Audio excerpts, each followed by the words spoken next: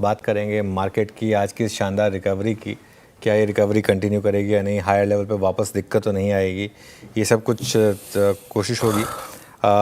ये सब चीज़ें डिस्कस करने से पहले एक बार ज़रा ब्रेंट क्रूड दिखा दीजिए मुझे, क्योंकि ब्रेंट क्रूड में वो ईरान के स्टेटमेंट के बाद से एक वापस अच्छा खासा कूल ऑफ आना शुरू हुआ है। अब हम 73.81 पर हैं। जी हाँ, एक बार ब्रेंट दिखाइए मुझे।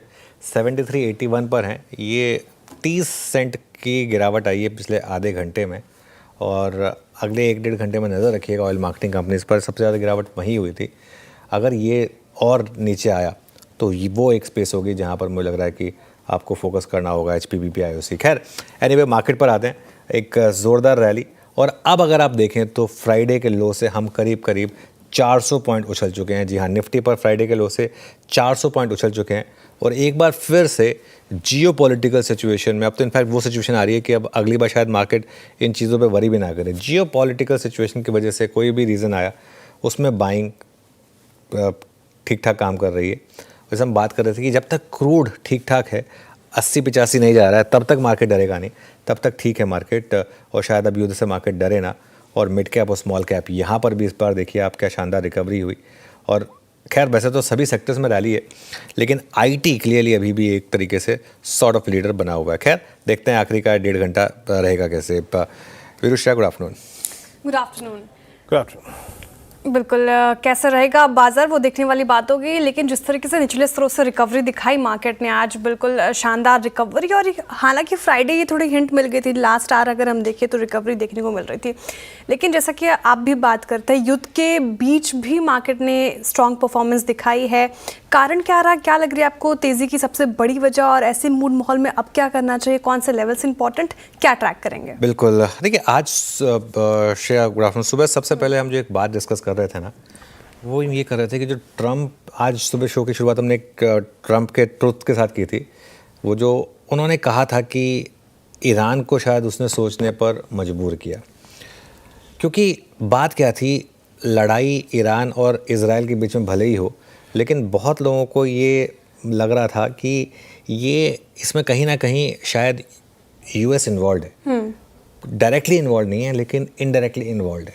और अगर ट्रम्प साहब ने इनडायरेक्टली एक ये मैसेज दिया ईरान को कि देखिए, अब आप बस, हम इजराइल को ही बोल देंगे आगे जाके, अब आप शांति से रहिए। अभी अभी जो उनकी पार्लियामेंट की बात हो रही है कि हम मास वेपन रिस्ट्रिक्शन के अगेंस्ट हैं, ये अपने आप में एक बड़ा पॉजिटिव है।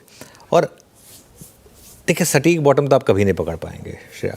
इसके लिए अप्रोच ये रहती है कि ऐसे में एज एन इन्वेस्टर आप डिप्स को यूज़ करें और बाइंग करें, और अच्छे शेयरों को हर गिरावट में ख़रीदें, क्योंकि जब मार्केट घूमेगा तो वो इसी तरीके से घूमेगा। और यही एक रीज़न है कि मैं अभी भी यही मेंटेन करूँगा कि मार्केट में बड़ा ट्रेंड अभी भी पॉजिटिव है। जैसा आपने बोला, कुछ हिंट तो मार्केट ने फ्राइडे को ही दे दिया था। फ्राइडे को जिस तरीके से निफ्टी घूमा था 24,473 का ओपन लो लगाने के बाद, उसके बाद ही काफ़ी हद तक इंडिकेशन मिल गया था, लेकिन आज उस पर एक तरीके से स्टैंप लगी। आज सुबह मार्केट ने एक बार के लिए 24,850 रिजेक्ट किया, लोअर लेवल पर गया, हमारे सपोर्ट तक नहीं गया, उससे पहले ही घूम गया। उसके बाद जैसे ही उसने मॉर्निंग का हाई निकाला, उसके बाद उसने रुक के नहीं देखा। निफ्टी की जहाँ तक बात है श्रेया, अब हम बड़े वाले रेजिस्टेंस जोन में हैं, और यहाँ मुझे लग रहा है कि 24,950, 25,050, ये थोड़ा सा एक कंजेशन जोन है। इसको अगर आपने क्रॉस किया तो मुझे लग रहा है 25,200, 25,250 यहाँ का रास्ता खुलेगा।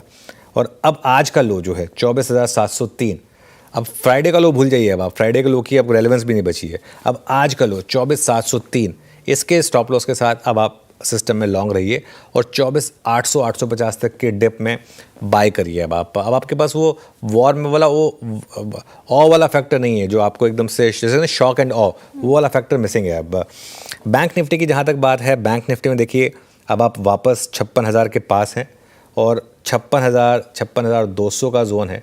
ये अगर आपने क्रॉस किया तो फिर 56,500 और 57,000 का रास्ता वापस खुलेगा। एक अच्छी चीज़ जो आज हुई है, हम वापस उस लेवल पर आ रहे हैं जो सपोर्ट था, जो हमने तोड़ दिया था थर्सडे को और फ्राइडे को। तो लॉन्ग रहें, और आज का लो 55,381 ये स्टॉप लॉस होगा, और 55,600, 700 तक की कोई भी डिक्लाइन अगर आपको मिले तो उसमें आप फिर बाइंग करें, और ये मेरी अप्रोच रहेगी। मीनवाइल मेरी नज़र बार बार क्रूड पर जा रही है, क्योंकि ये जिस तरीके से गिर रहा है, अब देखिए आप 73.68 पर आ गया है, और इस पर नज़र रखें। और बात करते करते BPCL एक बार लेकर आइए जरा, डे हाई पर आ गया BPCL। मेरे ख्याल से अब अगली जो शॉर्ट कवरिंग ड्यू है वो शायद इन्हीं स्टॉक्स में होनी है। चलिए वीरू के पास चलते हैं, इंडिविजुअल स्टॉक्स में क्या हो रहा है जान लेते हैं। Viru, good afternoon. Good afternoon Anuj. बाकी इंडिविजुअल स्टॉक्स में मेरे ख्याल से एक शेड बेटर एक्शन आ रहा है अनुज। शॉर्ट कवरिंग फ्रेश बैंक का कॉम्बिनेशन बहरहाल, क्योंकि आज निफ्टी IT को भी सेलिब्रेट कर रहे हैं हम Anuj. It's now about 200 day exponential moving average third attempt में। तो मैं एक स्टॉक का जिक्र करूंगा जो कि एज पे है, वो है मिड कैप IT में KPIT टेक्नोलॉजीज। 3.25% ऊपर है, बट अक्टूबर 24 के बाद पहली बार सारे एवरेजेस के ऊपर KPIT मिड कैप IT में ट्रेड करता हुआ। मैं स्क्रीन पे मेंशन कर रहा हूँ इसको एट 1396 इन फ्यूचर्स। पहला स्टॉक ये हो गया। 5.5% OI बिल्डअप, शानदार बाइंग। सुबह पहले एक शॉर्ट कवरिंग का क्रम था, उसके बाद अब फ्रेश बाइंग है। KPIT स्ट्रॉन्ग स्टैट 5.5% का OI बिल्डअप। उसके बाद लेके आऊँगा मैं यहाँ पर जो एच पे बैठा है, दैट्स अपोलो हॉस्पिटल 7091 पे। और ये लगभग 23 अप्रैल से लेकर अब तक चली आ रही पूरी स्लोपिंग नॉर्मल चैनल को काटता हुआ 7090 पे। जरा OI एडिशन देखिए। दरअसल सुबह पहले शॉर्ट कवरिंग थी, उसके बाद फ्रेश बाइंग इमर्ज हुई, 1.25% का OI बिल्डअप। बट एक क्रिटिकल मार्क को बाइसेक्ट करता हुआ 29 अप्रैल से लेकर अब तक की सारी ट्रेजेक्ट्री को पार करता हुआ। और लास्ट रखूंगा, हालांकि पॉलीकैब में बहुत स्ट्रॉन्ग मूव आ रहा था, लेकिन मैं यहाँ पे एस्ट्रल का जिक्र करूंगा क्योंकि 1544 पे एट डे हाई, और ये अब 27 मई से लेकर अब तक की पूरी रेंज को बाइसेक्ट करता हुआ अनुज। बड़ी शॉर्ट कवरिंग, 9 लाख शेयर घटे, इट्स ह्यूज। और ये उस स्टॉक के लिए महत्वपूर्ण होता है जो कि अपना 200 डे अप्रोच कर रहा है, यानी ऑलमोस्ट सितंबर 2024 के बाद फर्स्ट टाइम अपने 200 डे को अप्रोच करता हुआ एस्ट्रल, और ऑलमोस्ट डे हाई के जोन में with immense short covering. Anuj, short covering वाली और बास्केट्स कौन सी लग रही हैं? आई मीन जहाँ पर अगर आप एक इंडेक्स ट्रेडर नहीं हैं तो ये, जैसे कि मैंने जिक्र किया IT अबाउट 200 डे, और कौन सी पॉकेट या फिर IT पे क्या व्यू है इस वक्त? देखिए, IT पर तो खैर वीरू, मैं आई थिंक जब आप छुट्टी पर थे तब से बुलिश था। मैं एक पिछले वेंसडे को हमने एक IT पर बुलिश व्यू लिया था, क्योंकि एक फीलिंग आ रही थी। कुफोज उस दिन हमारा बिग स्टॉक था, उसके बाद अगले दिन हमने इन्फोसिस को बिग स्टॉक बनाया था, TCS, टाटा एलेक्सी, इन सब पर हमने बात की थी लगातार, और इनमें अच्छे मूव्स आए थे। इनमें काफ़ी हद तक तो एल्गो ट्रेड प्ले आउट होता है जब भी इस तरीके के मूव्स आते हैं। ग्लोबल रिस्क एवर्जन होता है तो थोड़ा सा उस तरीके के मूव्स आते हैं, प्लस इनकी कमेंट्रीज काफ़ी अच्छी थी इस वजह से। तो ये एक कारण था जिसकी वजह से मुझे लग रहा है कि इसमें थोड़ा सा शॉर्ट कवरिंग मूव आया।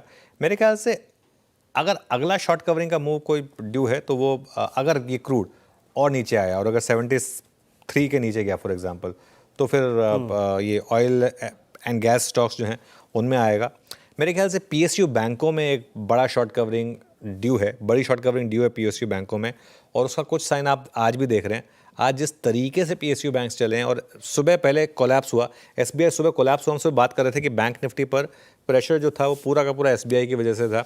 सुबह SBI कोलैप्स किया, उसके बाद जिस तरीके से SBI घूमा, वो एक अच्छा मोमेंटम हो सकता है। ध्यान रखिए, मैं जो भी बातें कर रहा हूँ मैं एक अजम्पशन लेकर चल रहा हूँ कि क्रूड ने एक $75 के आसपास एक पीक बना दिया है।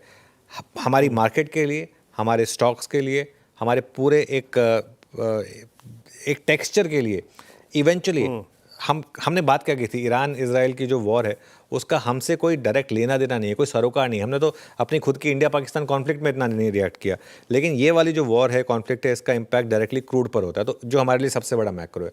तो मैं एक अजम्पशन लेके चल रहा हूँ कि यहाँ पर एक टॉप बन चुका और अब यहाँ पे हम गिरना शुरू हुए हैं। अगर ये है तो फिर जैसा मैंने बोला, ये oil marketing companies, PSU banks, NBFCs, basically जो चल रहे थे इस मूव से पहले, जो स्टॉक्स चल रहे थे, आई थिंक कैपिटल मार्केट से रिलेटेड स्टॉक्स, आई थिंक वहाँ शॉर्ट कवरिंग ड्यू है। कुछ हद तक आपने कैम्स में देखा है आज वो, अगर उसका आप चार्ट देखेंगे कैम्स का, तो वो सुबह आज कोलैप्स हुआ, लेकिन वहाँ से अच्छी शॉर्ट कवरिंग आई। उसमें हो सकता है अगली कवरिंग एंजल में आ जाए। BSE में एक दो आपने मूव्स आते हुए देखें, तो ये कुछ स्पेसेस हैं जहाँ पे मुझे लग रहा है कि शायद शॉर्ट कवरिंग पॉसिबल है। चलिए श्रेया को जोड़ लेते हैं शो में। Shreya, good afternoon. जी, सेक्टर स्पेसिफिक हम बात कर रहे थे, आपने बताया कि कहाँ कहाँ शॉर्ट कवरिंग ड्यू है, IT, साथ ही capital market stocks, crude related stocks. लेकिन सवाल मेरा ये कि मिड कैप्स को लेकर क्या राय है? यहाँ पे स्टॉक स्पेसिफिक अप्रोच होना चाहिए, क्योंकि जिस तरीके से निचले स्तरों से इसने आज रिकवरी दिखाई और पूरे आप हफ्ते पिछले वीक उठा लें, आउट परफॉर्मेंस रही है यहाँ पे, तो स्टॉक स्पेसिफिक होना ठीक रहेगा? देखिए श्रेया, अब हम ऑलमोस्ट ग्रीन में आने वाले हैं ब्रेड्थ में। मैं एक चीज़ एडमिट करूंगा, आज सुबह एक बार के लिए मैं मिड कैप मार्केट देखकर और ब्रेड देखकर डर गया था। एक बार के लिए मुझे लगा था कि ये तो थोड़ा सा ख़राब हो गया मामला, करीब 940-45 के करीब। लेकिन जिस तरीके से यहाँ पे रिकवरी आई है, ये एक क्लियरली आपको एक चीज़ बता रही है कि ये जो पॉकेट है ना स्टॉक स्पेसिफिक, यहाँ पर रिटेल डरने को तैयार नहीं है बिल्कुल भी। अच्छा, एक और चीज़ बताऊँ मैं आपको, क्यों मिड कैप गिरने को तैयार नहीं है, क्यों मार्केट हमारी गिरने को तैयार नहीं है। कल एक न्यूज़ आई जो मतलब शाम को आज सुबह जनरल पेपर्स ने पिक की, बहुत लोगों ने शायद उसको उतना इम्पोर्टेंस नहीं दी जितना डिजर्व करती थी। स्टेट बैंक ऑफ इंडिया ने अपने डिपॉजिट रेट जो है, सेविंग्स डिपॉजिट, उस पर इंटरेस्ट रेट काट के 2.5% कर दिया। 2.5%, 2.5% में क्या ही मिलेगा, है ना। तो अब वो 2.5% मतलब आप 1 लाख रुपए अगर रखते हैं बैंक में तो 2,500 रुपये महीना आपको इंटरेस्ट मिलता है, मतलब महीने का 200 रुपये, मतलब उसमें आप क्या ही कमा लेंगे, है ना। तो लोगों के पास ऑप्शन नहीं है इस समय स्टॉक मार्केट के अलावा बहुत ज़्यादा। Real estate out of reach है और गोल्ड भी अब 1 लाख पार कर गया। तो इसीलिए मिड कैप स्मॉल कैप में ये जो होता है ना, ये कॉस्ट ऑफ कैपिटल रैली होती है। आप लो इंटरेस्ट रेट एनवायरनमेंट में मिड कैप और स्मॉल कैप हमेशा आउट परफॉर्म करते हैं, क्योंकि आप और कुछ नहीं। बहुत लोग, मैं नहीं चाहता कि ऐसा फेज़ आए दोबारा, लेकिन बहुत लोग उधार ले लेके पैसा मार्केट में डालते हैं, तो ये क्योंकि कम रेट पे मिल रहा होता है इसके लिए, तो ये भी एक फैक्टर है जो मिड कैप और स्मॉल कैप के फेवर में। चलिए